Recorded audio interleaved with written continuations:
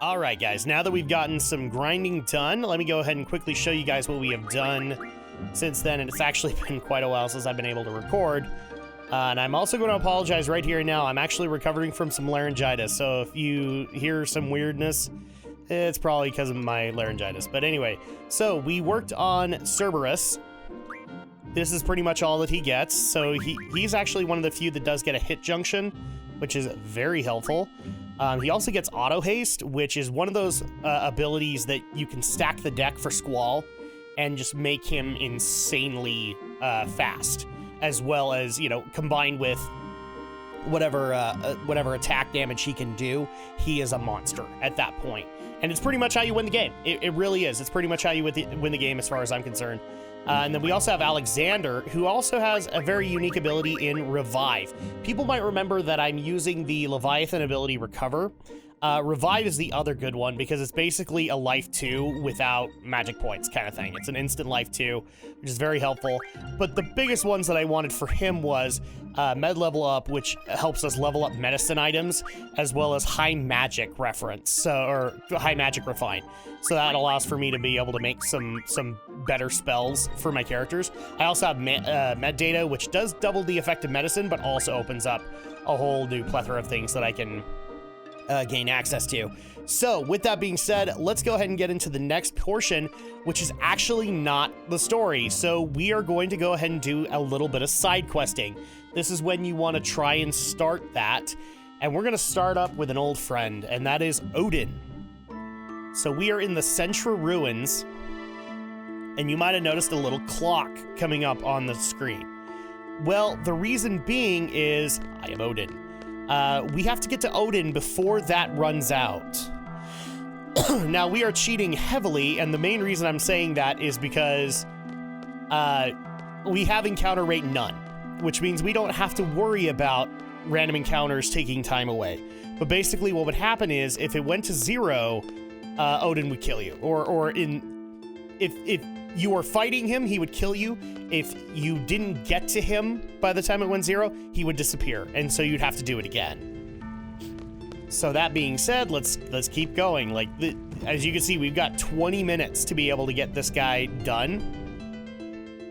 So this shouldn't take too long. And by the way, happy Thursday. I hope everybody's having an awesome day. For me, I'm just recovering from this dang laryngitis and getting ready for the holidays, because the holiday schedule is going to be pretty nuts for me, and I'm welcoming the nutsery, but at the same time, also a little worried about it. Okay.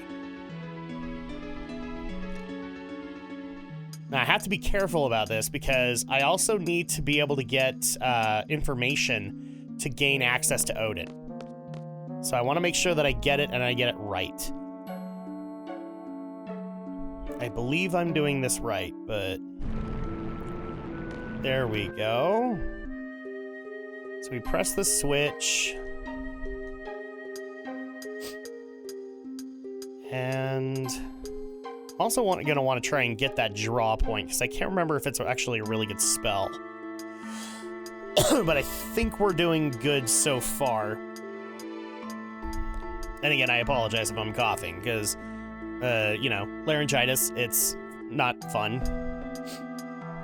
Oh, now that that's on, let me double check and see if there's anything I need to do with it. I'm kind of trying to do this blind. Ah, there we go. So basically, this is kind of the way that you open up higher into the tower. But first, I want to check the draw point, and I think there's also an item that I need this direction. Yes. Okay. Arrow found. Yeah, I give it to Squall. So I have actually seen some arguments that I want to bring up here, because there's technically 2 different GFs that you can get here. One is Odin, but Odin doesn't work the same way as a lot of other GFs do. But you can also get the Tonberry King here, and he's also very helpful. And so I've seen a lot of argument amongst the FFA community as to whether or not it's actually a better idea to not come in here with encounter rate none, and instead maybe come in with an encounter rate half and take on Tonberries while you're making your way. Because the way it works is you have to kill 20 Tonberries before the Tonberry King will show himself. And then at that point, you have to take him down. I'm actually against that prospect because this is a timed challenge, which means you got to complete it as fast as you can.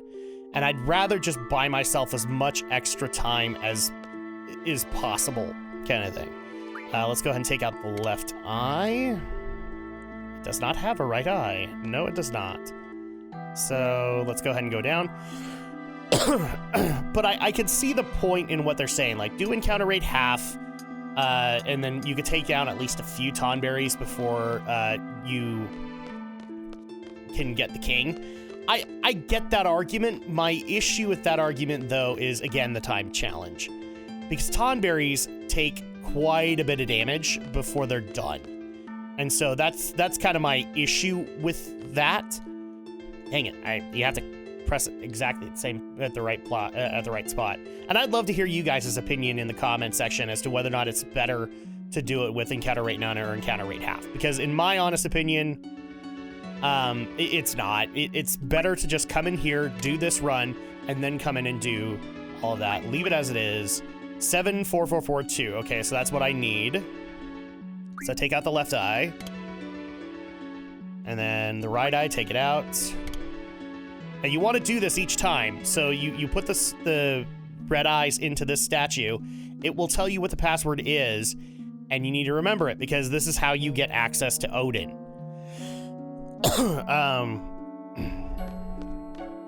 So let me go ahead and go back up here. I'm trying to do as much of this as I can, as fast as I can. Because the rest of this video might just be dedicated to the Tonberry issue. Okay, come on. There we go. Put in the left eye. Put in the right eye. Okay, so now that we have that, this is where you put in the password. So I believe...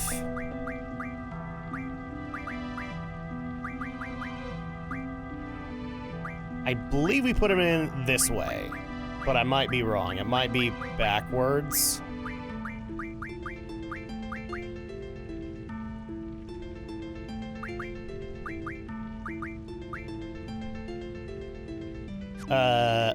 Is that it? Yeah, there we go. Code accepted. So now that we have that,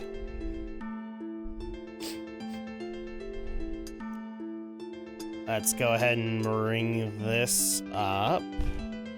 And I'm going to go ahead and check my junction abilities really fast on Squall, because I think I've already set him up fairly well. Auto haste strength. Yes, that's pretty much what I want. Auto haste. And so at that point, we can just nuke this guy down as hard as possible, since we're still dealing with, like, the first level weapon. First Squall. So here is Odin. Let's go ahead and talk to him. Excellent. Prepare thyself. The weak shall perish. The strong shall triumph. Prevail over my sword, and I shall grant it to thee. For honor, let us fight. So we have 13 minutes to kill him, and believe it or not, Odin in this game does not have that much HP. As long as you play things right, and you don't try to use, like, lengthy summons or anything like that, you will do fine.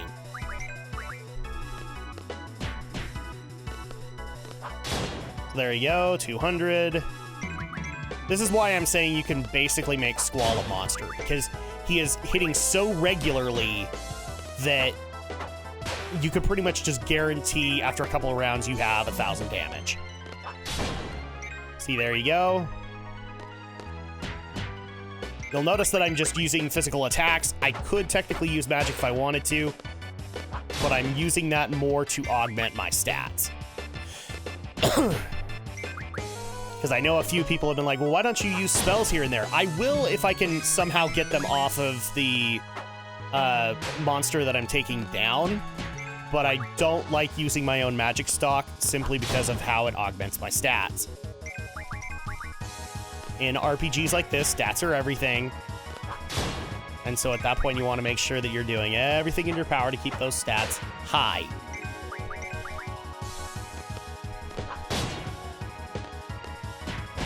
Okay, there we go. There was a nice crit.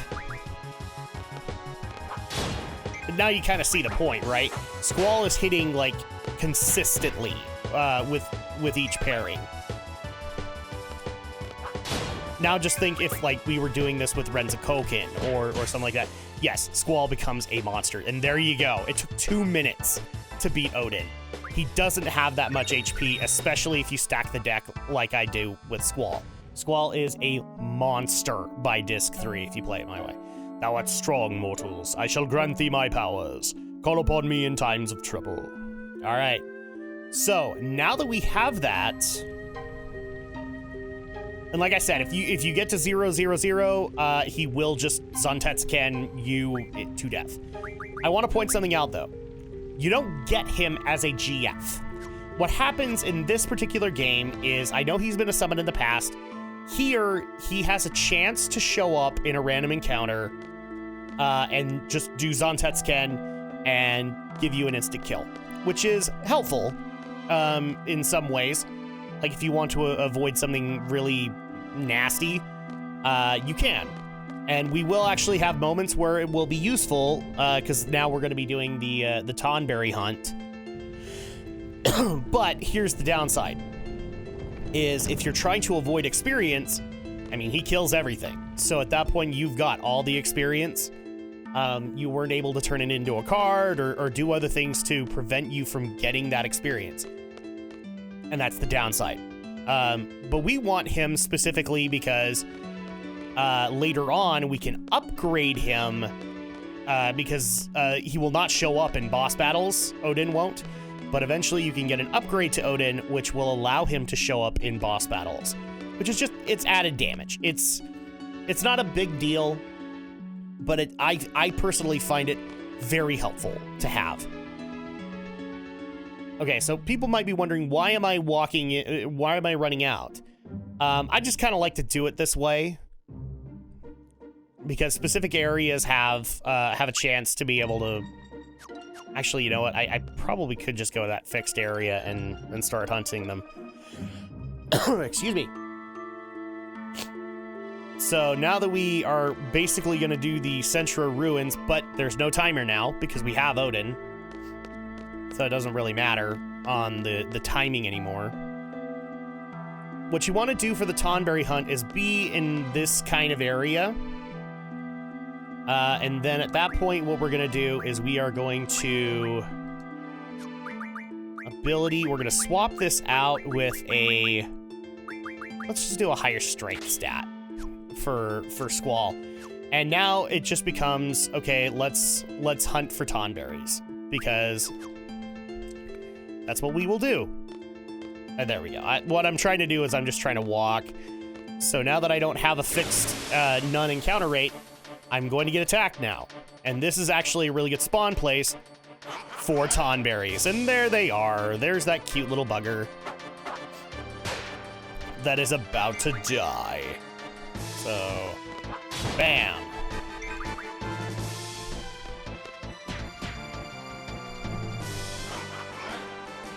So he works like he does in Final Fantasy VII, where he has to make his way up to you. And then he can do the chef's knife, which will just nuke you down. But, thankfully, unlike in 7, Tonberries don't have that much health as they do in 7, so it's not that hard to nuke them down. I would say when grinding in 7, it was nigh on impossible. You had to spend a good 5-10 minutes hopefully getting the best amounts of damage that you could. Oh, and he's stepping forward just a little bit more.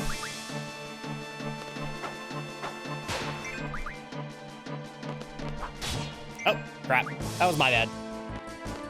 I was not paying attention, and therefore I did not get a Renzakoken. There we go. But you guys can see, like, I'm doing a consistent 500 with Squall each time. 600 there. So every 2 turns, I'm doing 1,000 damage to him, which is amazing.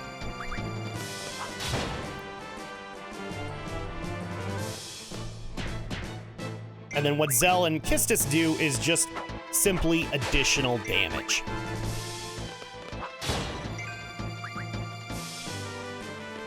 Can we beat him before he makes it to... He's probably going to go for Squall. If I were to take a guess.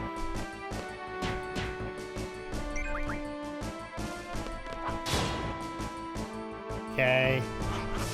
Oh, stepping forward just a little bit more.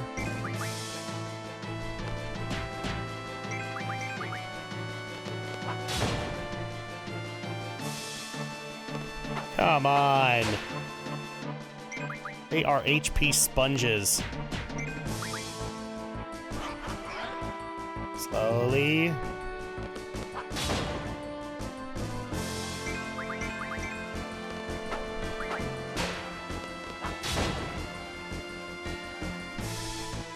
Yeah, it takes a while to kill these things down.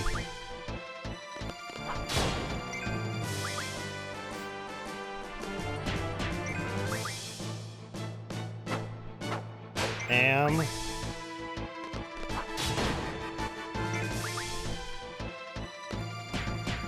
Okay. Anytime you want to, Tonberry, you can just go ahead and fall over and die.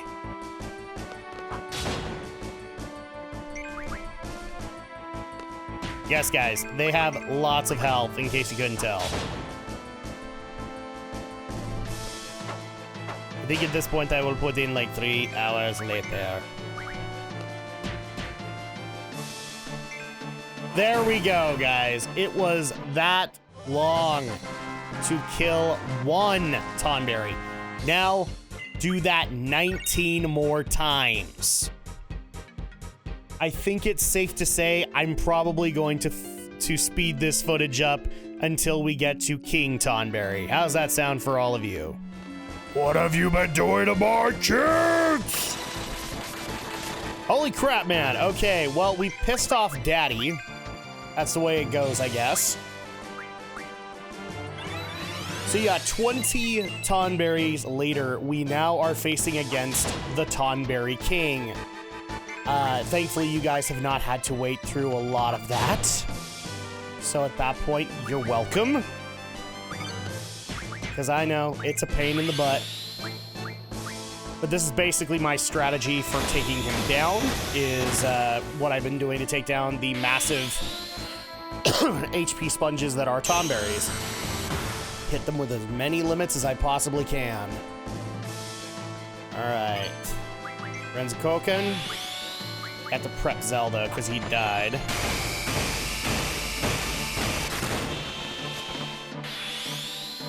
And this is the main reason you want to do that, is because, holy crap, he hits, like, every one of them, minus Kistis, hits like truck, and mostly because of multiple hits. So it's very helpful.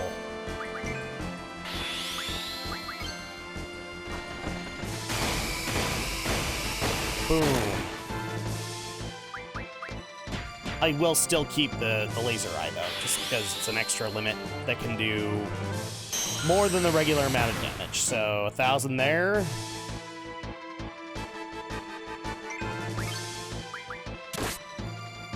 Oh, thank goodness. Okay, it didn't kill him. Renzokoken! Let's do this.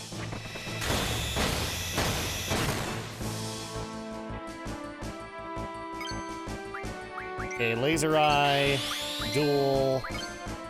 Okay, all 3 limits are set up. And Zell's is the one that requires a little bit of concentration. There we go. I screwed it up already. But we'll do as much damage as we possibly can to him. Boom! Oh, crap.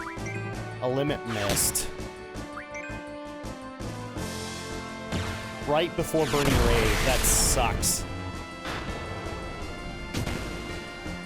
That wasn't a whole lot of damage, but thankfully,